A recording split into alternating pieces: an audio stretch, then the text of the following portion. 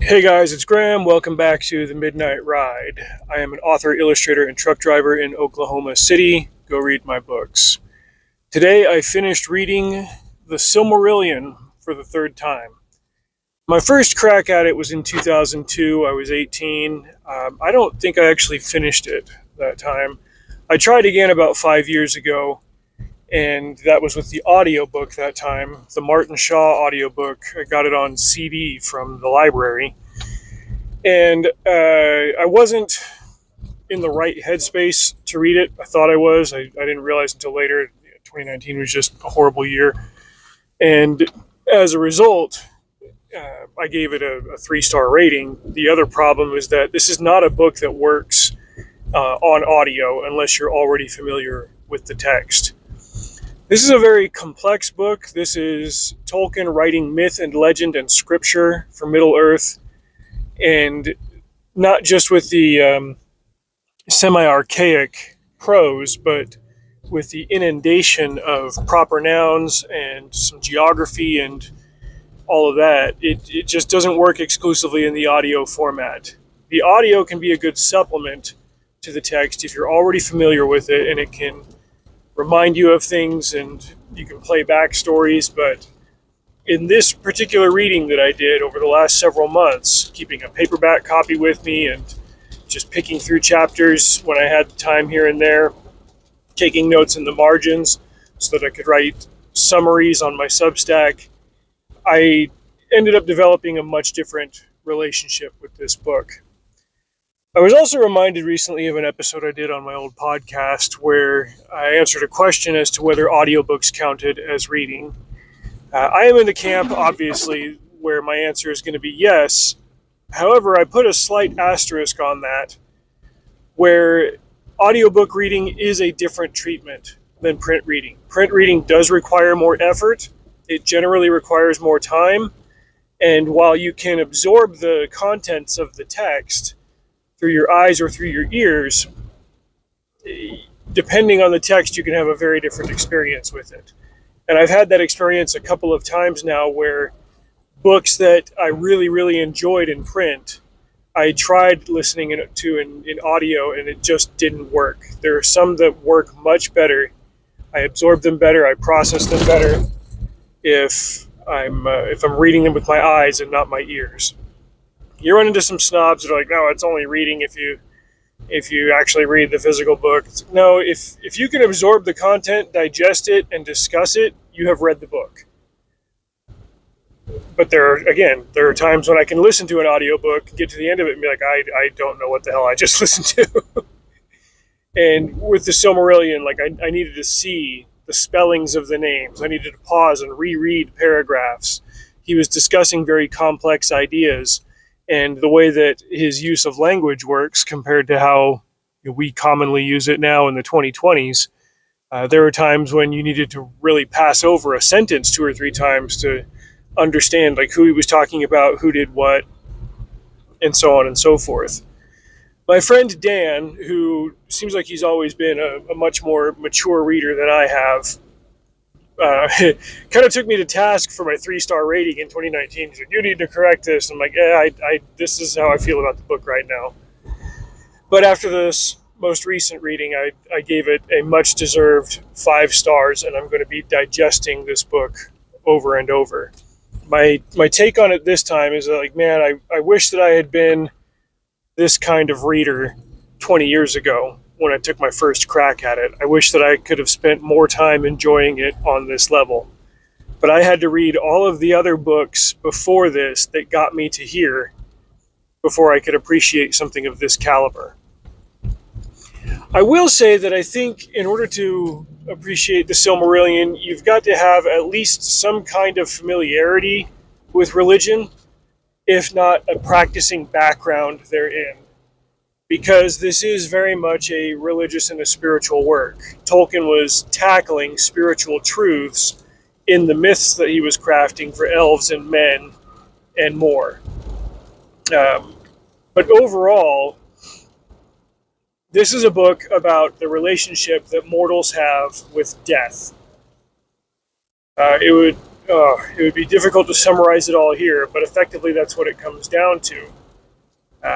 This modernist and postmodernist obsession with seeing yourself in literature. Oh, I have to see myself in this story. The yourself that you see in the Silmarillion is you as a mortal. Because in the very beginning, you've got the Ainur, the gods who are immortal. Then they create, Eru Iluvatar, the god of all. He creates the elves. They are his first children. And they are practically immortal, although they can die. They won't die of old age or anything. And then the second children of Iluvatar are men, and he gives them the gift of death. And that changes the relationship that they have with the world around them and how they spend their time, because that time is finite. And I especially appreciated the declaration that Tolkien made throughout the text a couple of times, that the fear of death came from Morgoth's twisting of man's understanding of it. Morgoth being the Satan figure in this world, for lack of a better term. I've talked with my brother, the philosopher, Dr. Italy, a couple of times on this subject, and he said a lot of the panic that people have in this modern and postmodern world is that we in the West especially don't enjoy a relationship with death that prior civilizations have had.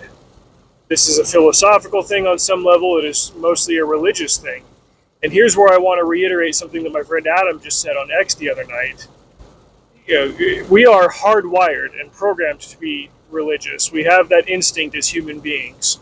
This is part of our psyche. This is part of who we are. And we can either dial in that instinct towards God, or it will dial in towards something else.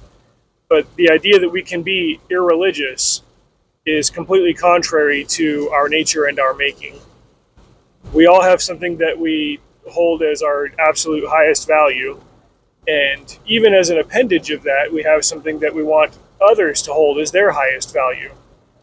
Because, hey, this thing is obviously true, this thing is obviously real, and we should all adhere to it. And this is the core basis of, I would say, the majority of human conflict throughout history. Some of it is more surface level and more superficial, but yeah, I would put forth at least that that's at the core of it. Another thing that I thought about as I was reading was this book would be impossible to adapt into a film.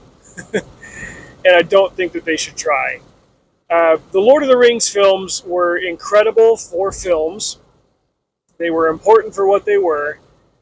But the more that I've gotten into the literature, the more strongly I felt that the books work as fantastic, the films work as fantastic advertisements for the books.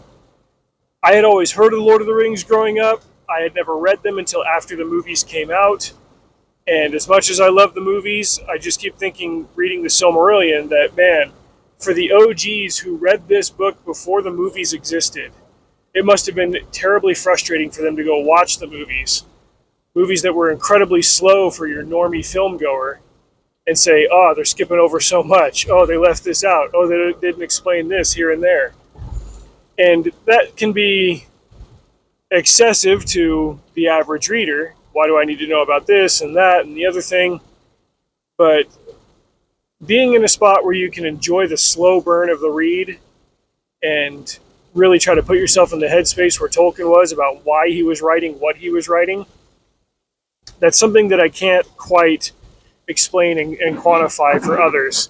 And I certainly can't transpose that experience onto others. You've just got to do it for yourself. And if you've tried this book and it's too much for you, I'm not going to hold that against you. I'm not going to try to make you feel bad about that. I'm just going to say, consider trying it again later. Wait until you've gone through some different life experiences, especially some traumatic ones. Think about after you've gone through a phase of life where you've made mistakes, or when you've suffered because of the poor choices of someone else, when you've suffered loss. Consider this text in that context, and I think you might have a very different relationship with it. Some of the most formative and challenging experiences of my life have come in the last 5 years.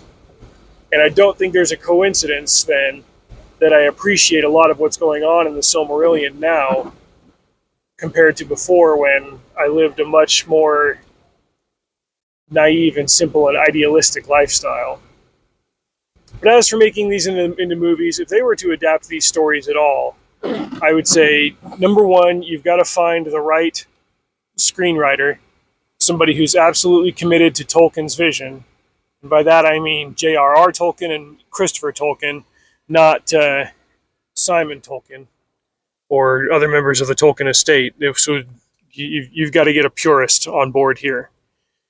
And then you would have to, I would say, condense it into about 10 episodes.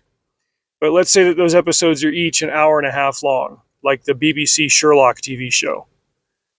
And then you'd have to figure out, let's see, you could probably do the Aina Lindale and the Vala Quenta as one story. And then from there, break up the larger movements of the history of elves and men, and cap it off with Melkor being imprisoned at the end. The Akalabeth would have to be another story entirely unto itself. I think there's a way forward for this, and especially looking at what Amazon paid to produce The Rings of Power, which I will never watch. They should have really fought to get the rights to the Silmarillion and then put the correct writers behind it, or do it not at all. And instead, they've chosen to light $1 billion on fire with what they're doing instead. But in the climate in which those rights were sold and this show was being developed, that was never going to happen. This whole idea from Jeff Bezos came along at absolutely the right time in cinematic production era. And so, at the very least, we've got the books in their purest form until the end of time. And I find that reassuring. I'm grateful to all of the nerds and geeks who came before me, who preserved this property, who made it marketable and viable and gave it staying power, so that by the time I was a developed enough reader to really truly understand what Tolkien was saying here and to have it resonate with me, I owe those fans a debt of gratitude, and I feel a certain responsibility to carry it on to the next generation. That's why I've been writing the 5-minute Silmarillion pieces over on Substack, reading a chapter, summing it up, and simplifying it so that people can have that same framework to read it themselves the way that I have. As you can probably guess, this is a best of year book, and man, I'm thrilled to have read it. I have now read 125 books in 2024, but 28 of them were in print, and most of those were graphic novels or comics. I think out of those 28, maybe 4 or 5 have been actual print books. I finished reading Xenos of the Warhammer novels. I read that Project Mayflower book that my brother gave me. I finished reading An Approach to the Book of Mormon by Hugh Nibley, which was not an insubstantial text. It's around 600 pages and very deep. That was another one that I chewed on very slowly for weeks and months. And now this one. So in the midst of everything else I've got going on, I'm still finding time to read print books, but I've got to be kind of picky with what they are, because my time is a limited resource and I've got a lot that I've got to accomplish with it. So thank goodness for audiobooks. But anyway, if you read the Silmarillion, let me know what you think below, and stay tuned for more content related to it. Hey, thank you for watching that. Did you know that I'm also an author? You can check the description for a link to my book, Mr. Friday. It's set in a future where Black Friday is militarized and televised, and the best Friday fighters end up getting sponsors and backing, but it just so happens that the very best of them actually wants to take the holiday down. When he's approached by a couple of other like-minded fighters, he jumps at the chance, and it goes haywire from there. This is a short novella, and it's available in ebook format for just 99 cents. Drive safe. See you out there.